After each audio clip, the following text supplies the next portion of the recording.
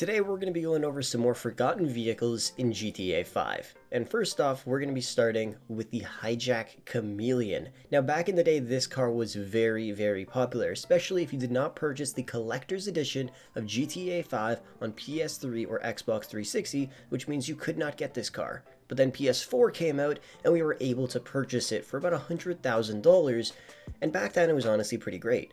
But now with new electric cars coming out and a lot of other cars alongside them, the Chameleon has kind of fallen off. It's honestly not the worst car, but when it comes to performance, it really isn't that great. The top speed is very low since it is an electric vehicle, and obviously the handling is not too great, and there isn't a lot of upgrades. But I have to say, the car itself still looks pretty sleek, still looks pretty modern, and it's honestly a pretty beautiful car, but most people have just forgotten about it nowadays, since you rarely ever see anybody drive it. If you see somebody driving an electric car, 90% of the time, it's going to be the Cyclone or the Neon. And sometimes you might see a Raiden driving around every once in a while, but you never see the Chameleon. The only people that would ever purchase this car now are the people who are just starting GTA 5 and only have maybe $100,000 or $200,000 to their name, so then they go out and buy this. I'm not hating on this car at all. I honestly really like it. It's just been completely forgotten about. Next up, we have the Ultralight. Now this vehicle is actually really cool, but you rarely ever see anybody use it anymore. One of the cool features of this vehicle is when you're gliding or cruising with a gentle acceleration and you put a muffled carbon propeller on, you can go completely off the radar, which is awesome. Another cool feature about it is the fact the machine gun on the front of this vehicle can actually move. It's on a gyro, and you can almost shoot in a 360-degree radius, which I think is awesome. It's also relatively cheap at $665,000, and if you unlock the trade price, it's 500 grand. Its top speed isn't fast at all. It's about 73 miles per hour, which is very slow, but still it has some pretty cool features. You just never see anybody actually use them. The off the radar thing is awesome. It's just like the Akula.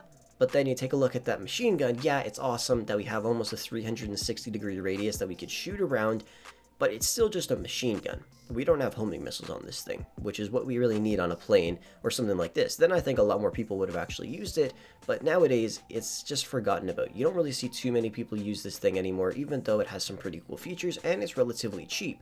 Honestly, I think I might start flying this thing around again just to have some fun. Next up, we have the Dodo Seaplane. This vehicle is mainly forgotten about because it's outdated in terms of looks, but more because of its performance, especially compared to other newer planes like the Seabreeze, which was released recently, and then other planes like the Tula. The Dodo back in the day was an awesome plane, and I still love it, but I haven't used one in forever, and I haven't seen anybody else fly one in a very long time. It's pretty much forgotten about. But if you needed to pick someone up stranded in the ocean back in the day, the Dodo was a blessing from God. You looked like a hero flying out to the ocean, seeing your friends stranded there, picking them up, and then taking off again. It was great, but now it's a little bit different. If you used the Seabreeze before, or you've seen somebody else use it, and then you go and use the Dodo, you're going to be pretty disappointed. And this is why I think it's been forgotten about. It takes a very long time to take off in the water. If the waves are just a little bit bumpy, it takes forever. And even when it does take off, it takes a very long time to get up to a decent speed. And if you land it wrong, since it's a fairly old propeller plane, it's gonna start smoking, which sucks. But then you compare it to something like the Seabreeze, which takes off in literally 2 seconds, and it doesn't matter how bumpy the waves are, and then it gets up to like 100 miles per hour in about 5 seconds, which is crazy. And then if you nosedive into the water, nothing happens. Literally nothing. Since the propeller placement is high on the rear of the plane, and the part of the plane that takes the force from the water doesn't affect the engine, you guys can literally do this as much as you want, and the only way to actually mess the plane up and destroy it is if you land upside down.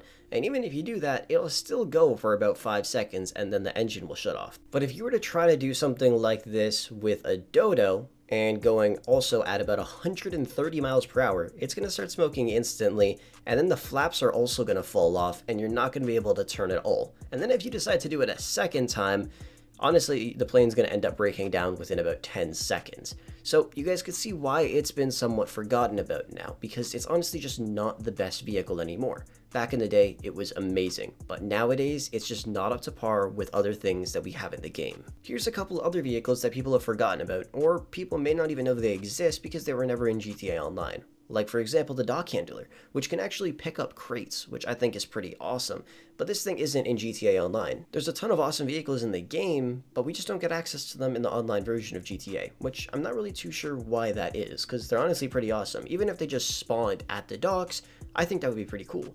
And then there's other vehicles like the forklift, which can actually pick up pallets and drop them off in different places. And it's honestly a pretty fun vehicle to use. I could sit around for hours just moving crates around, and it would be pretty cool if we had one inside of our special cargo warehouse so we can move the crates around in there. Just little things like that would make the game a little bit more fun, especially if you get bored. And like I said, some people may not even know these vehicles exist in GTA 5 if they're newer to the game. And most people have just forgotten about them by now because the last time they ever used them was when they played story mode. But who knows, maybe when Expanded and Enhanced comes out, we'll see some newer service vehicles like this, and maybe some of them will be introduced into GTA Online. Now, if you guys want to see some more videos about forgotten vehicles in GTA 5, take a look down below in the description. I've linked a couple of them down there, and if you want to see another episode, let me know down below in the comment section. And of course, as always, if you guys want to suggest any videos to me, just join my Discord, the link's also down below, and then you guys can suggest anything you want in the video suggestions tab.